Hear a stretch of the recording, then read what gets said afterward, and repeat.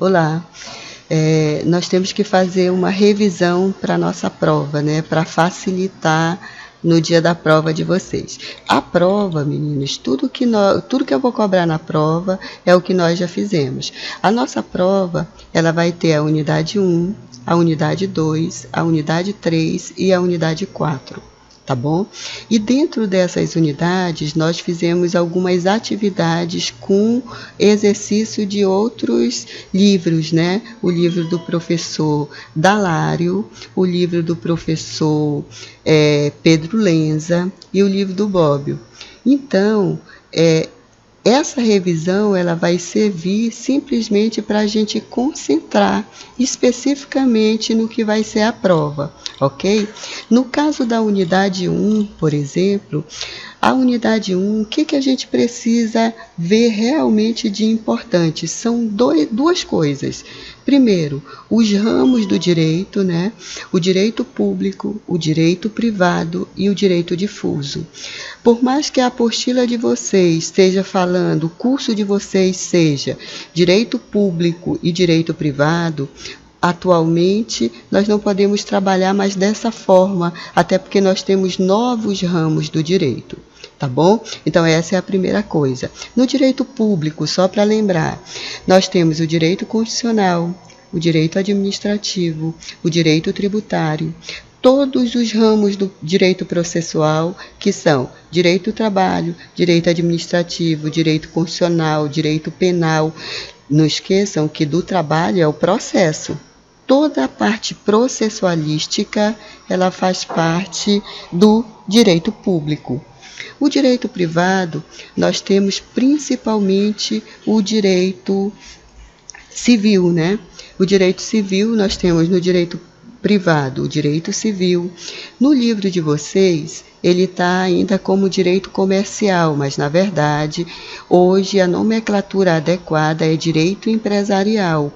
Porque o direito comercial era quando as normas de empresas e tudo mais, elas estavam dentro do Código Comercial. Agora, esse debate está dentro do Código Civil. Então, por isso, o ramo adequado, né, em vez de direito comercial, hoje se modificou e é direito empresarial. Aí nós temos também o direito do trabalho. Nós temos também o direito internacional privado, porque o direito internacional público, ele faz parte do direito público e não do direito privado, ok? O direito difuso é bem pequenininho, direito do consumidor, direito ambiental e direitos humanos. Aí na apostila de vocês vai estar direito do consumidor dentro do direito civil, dentro do direito privado. Na realidade, isso está dessa forma porque a divisão foi feita só em direito público e direito privado. Como a gente fez essa nova divisão para que vocês tenham noção de que o direito ele se modifica, ele se amplia, nós temos agora direito público, só recapitulando, direito público, direito privado e direito difuso. O direito público, ele tem direito constitucional, direito administrativo, direito tributário, direito processual, direito penal e direito internacional público. Direito privado, direito civil. Aí dentro do direito civil nós colocamos família, sucessão, patrimônio, direito empresarial, direito do trabalho e direito internacional privado. Direito difuso, direito ambiental, direito do consumidor e direitos humanos. As fontes do direito, o que são? São duas fontes, as fontes formais e as fontes materiais. O que é fonte formal? Fonte formal é o que está positivado, que necessariamente ele não precisa estar escrito em alguma lei. Ele pode ser a lei, os costumes, a jurisprudência e a doutrina. Não esqueçam que doutrina ela pode também ser chamada de teoria jurídica ou de literatura jurídica, por sinal mais adequado. Tá bom? Então, esse é o primeiro capítulo, né? Rapidinho, só para a gente relembrar. No segundo capítulo, nós vamos ter o que no segundo capítulo? Nós vamos discutir as, o conceito de Estado, elementos constitutivos do Estado, diferença entre Estado de Direito, Estado Social e Estado Democrático de Direito, tá bom? É interessante vocês perceberem que para nós a gente precisa compreender o que é o Estado Democrático de Direito. Por quê? Porque a Constituição de 88 instituiu o Estado Democrático de Direito. E o Estado Democrático de Direito significa o quê? Essa palavra democrático significa que o povo brasileiro ele tem direito de interferir nas questões do Estado. Por isso ele tem direito a fazer ação popular,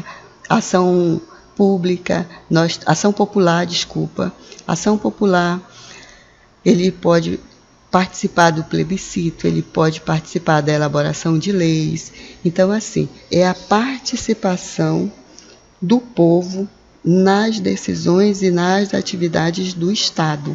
Por isso que ele é democrático, porque ele tem essa participação. E o Estado social, o que é? O Estado social é, na verdade, um Estado, já fazendo críticas ao Estado clássico, que é o chamado Estado liberal, né? O Estado social, ele inclui direitos sociais, mas ele não se preocupa na participação efetiva do povo nas atividades do Estado. Então, é essa a grande diferença, tá bom?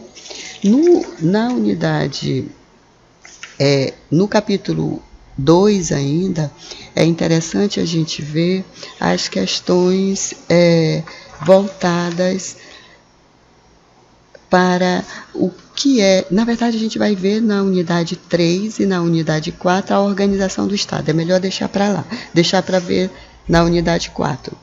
Então, vamos lá. Outra coisa interessante é sobre a questão da supremacia do direito constitucional. A partir da Constituição de 88, nós temos um princípio chamado princípio da supremacia constitucional. O que significa isso? Significa que todas as leis têm que estar de acordo com a Constituição. Se elas não estiverem de acordo com a Constituição, elas não podem figurar dentro do mundo jurídico, tá bom? Por isso, a nossa Constituição, ela é conhecida como uma Constituição rígida. O que significa isso? Por que ela é rígida? Ela é rígida não significa que ela não possa mudar. Ela pode ser mudada. Só que o processo de mudança da Constituição, ele é mais dificultoso, ele é mais difícil. É preciso ter um número maior de quórum, é preciso passar pelas duas casas do Congresso, né? Tanto na Câmara dos Deputados como no Senado. Então, é um processo mais dificultoso, mas ela pode sim ser modificada, tá bom? Depois, nós temos que compreender que no Estado de Direito, no Estado Democrático de Direito, criado pela Constituição de 88, nós também temos a questão do controle de constitucionalidade. O que é o controle de constitucionalidade? Controle de constitucionalidade, na verdade, é a possibilidade da gente fazer o quê? Da gente controlar o que está sendo posto no mundo jurídico. Se tiver uma lei que não está de acordo com a Constituição, o que vai acontecer? Ela precisa ser revista e ela pode sofrer, na verdade, uma ação de inconstitucionalidade. Por isso, a questão do controle de constitucionalidade. Então, controle de constitucionalidade é a possibilidade de você controlar o mundo jurídico pelo parâmetro constitucional. No Brasil, nós temos controle de constitucionalidade difuso e controle de constitucionalidade abstrato. Controle concentrado. Nós temos dois tipos de controle. O concentrado e o difuso. O que é o concentrado? O controle de constitucionalidade concentrado, ele só pode ser feito por alguns legitimados dentro do judiciário. Por exemplo, o presidente da República. Um controle de constitucionalidade, né, ele pode ser difuso ou ele pode ser concentrado. Quando ele é concentrado, ele tem alguns legitimados. Quando ele é difuso, qualquer agente do judiciário, da primeira instância até a última instância, pode fazer controle de constitucionalidade. Só que tem um detalhe. Quando ele é difuso e ele é feito no primeiro grau, ele só pode ser como uma ação de defesa. Ele não pode ser um controle que viesse especificamente contestar que aquela lei é inconstitucional. Não. Ele tem um caso concreto e nesse caso concreto tem uma questão incidental, uma questão que ocorre no processo que tem uma inconstitucionalidade. Então, ele está julgando algo específico, não é a lei como um todo, tá certo? Então, nós temos no Brasil controle de constitucionalidade. O que é controle de constitucionalidade? O controle de todas as leis pelo parâmetro constitucional. O controle ele pode ser de forma concentrada, que tem alguns legitimados para propor essa ação, e o controle difuso, que pode ser por qualquer membro do judiciário, do primeiro grau às cortes superiores, ok? Agora a gente vai ver que nós temos controle preventivo e controle repressivo. O que é isso? O controle preventivo é antes da lei estar no mundo jurídico. É possível fazer controle. E o repressivo, depois que a lei já está no mundo jurídico. E aí ela passa a ser um controle repressivo. Quem pode fazer esse controle? Os três poderes podem fazer esse controle. Tanto o poder legislativo, como o poder judiciário e o poder executivo, tá certo? Os três poderes podem fazer controle de constitucionalidade. No caso específico, né, do judiciário, é o clássico, né? O judiciário, ele pode fazer o controle repressivo de todas as leis que entraram no ordenamento jurídico. Ele pode analisar utilizando o parâmetro da Constituição e ver se é constitucional ou inconstitucional. Tá bom? Nós podemos também, o legislativo, ele não é tudo que ele vai fazer controle. Por exemplo, o judiciário tem uma coisa interessante, né?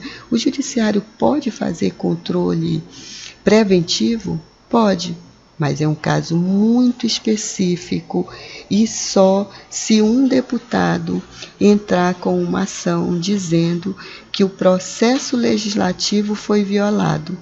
Ele não vai analisar a lei em si, ele vai analisar o processo e ele vai verificar porque um deputado solicitou esse tipo de coisa.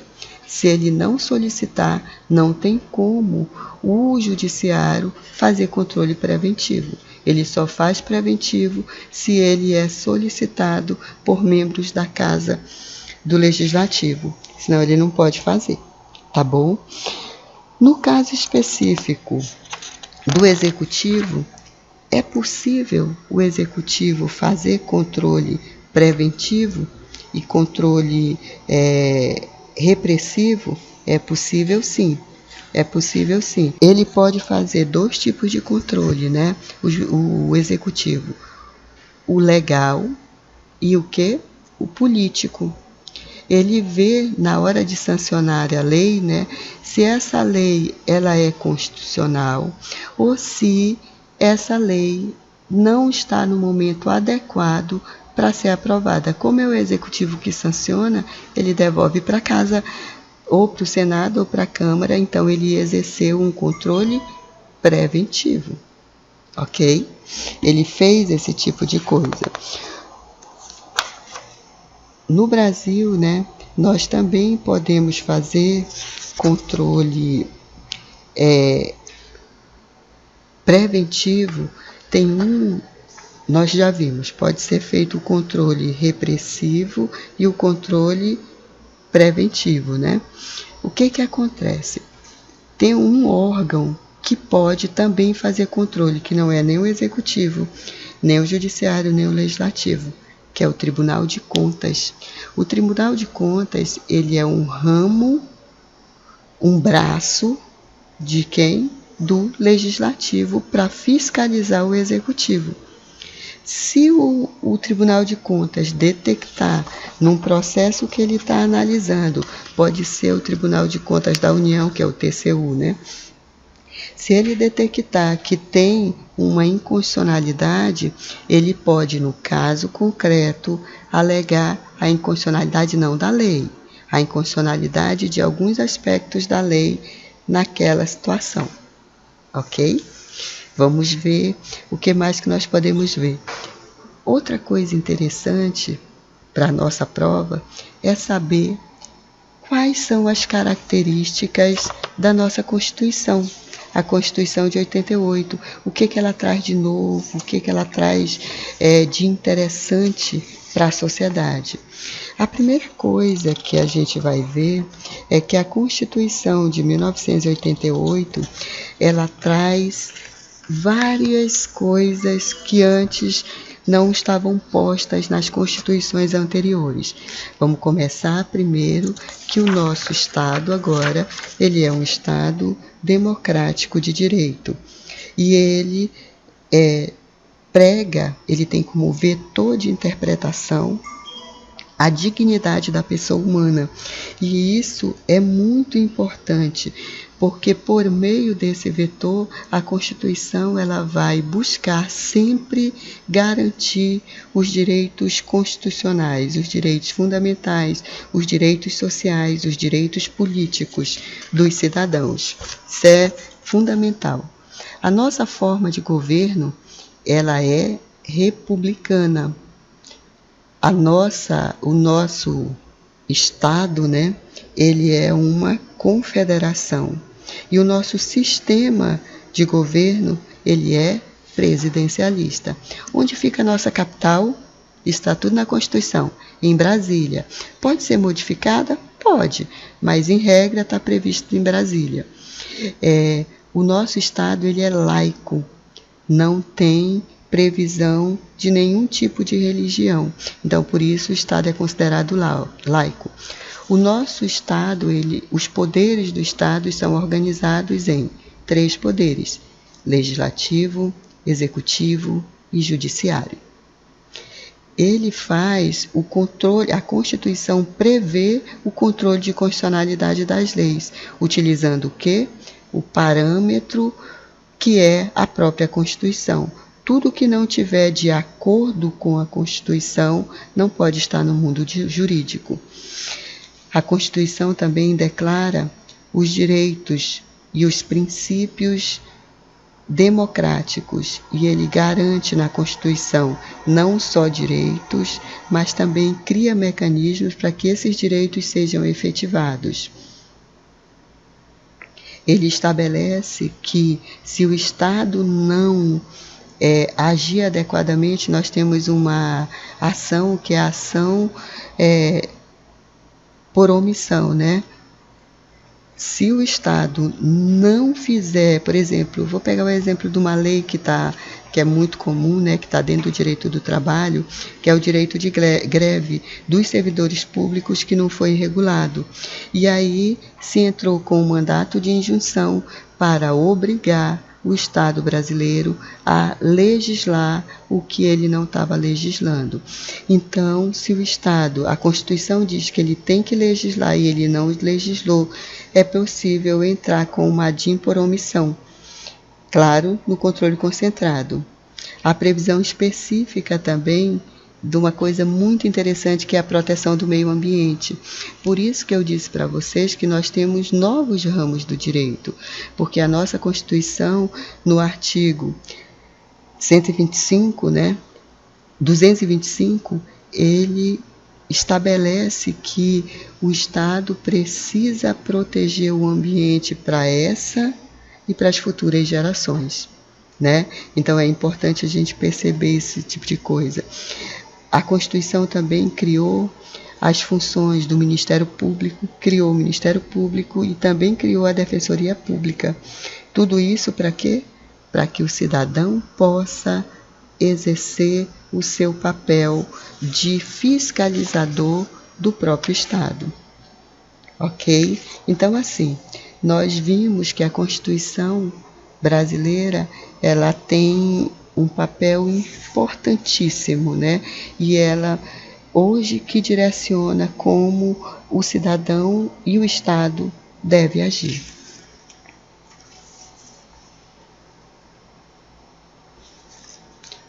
Eu acredito que seja isso. Olha só, nós vamos fazer uma outra revisão para a prova final. Eu vou colocar no ambiente um exercício para que vocês possam fazer para exercitar para o dia da prova.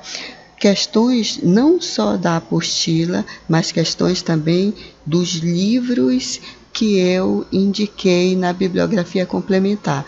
Cada unidade tem um livro e nós fizemos uma atividade. Então, nós vamos utilizar também essas atividades para a prova, tá bom? Obrigada.